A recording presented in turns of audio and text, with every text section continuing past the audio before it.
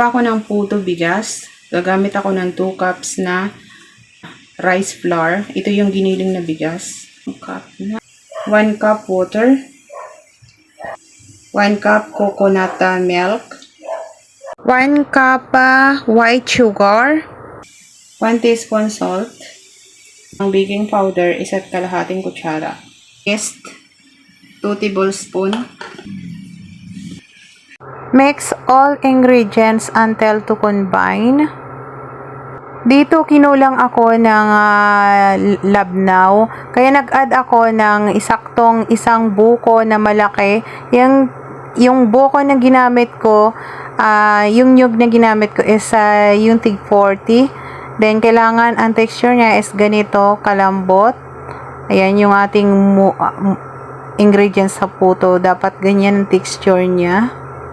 Then i-rest natin to ng 5 minutes. 1 cup water. 1 cup water for dissolving rice flour.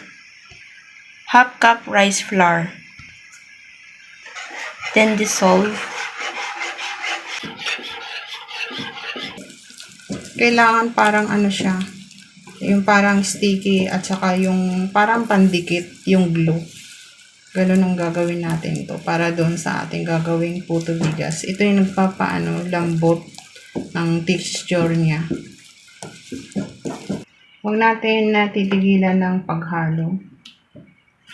Tapos pag nag-form na siya na parang luto, something luto na, pwede na natin ihalo doon sa ating puto. Then ito, okay na to. Lalagay na natin doon sa puto.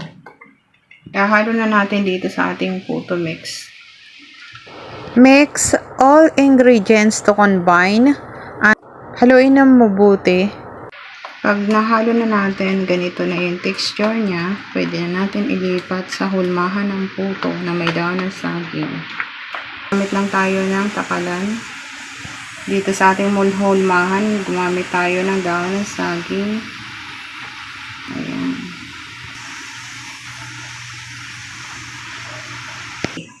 Lagyan natin ng cheese, sabay na natin kasi yung gamit kong cheese, hindi siya madali malusaw. Ayan na yung nagawa lahat. Steam natin ng 20 minutes. Yung steamer, pinakuluan ko muna siya bago ko isinalang itong puto na to.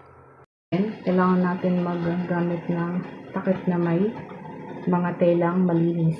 It's a beautiful puto rice. Kasing ganda ng gumawa. Char! Ang ganda! Perfect! 20 minutes lang pag-steam ng puto na to. Beautiful puto. Ang ganda ng pagkaluto ko. It's yummy. Ito yung second batch. I-steam lang natin ng 20 minutes. Ang ganda ng pagka-tubo ng puto na ingredients. Ayan na siya. Na-steam na siya. Sa 2 cup na rice flour, napakarami nang nagawa. Good talaga siya for business, guys. Subukan nyo to at yummy at tama lang yung kanyang tamis. Hindi siya matamis. Tamang-tama lang. Ang sarap niya, to promise. Ito talaga yung paborito kong puto. Good ito sa mga binyag, birthday, at holiday season, fiesta. Mabenta talaga tong business na to, guys. Subukan nyo tong recipe ko na to. It's very yummy and easy to make this puto rice. Yummy with the cheese in the top. This is ito yung paborito ko. Paborito kong puto to, guys. Puto, bigas, with the cheese. Wow! Ang sarap. Yummy.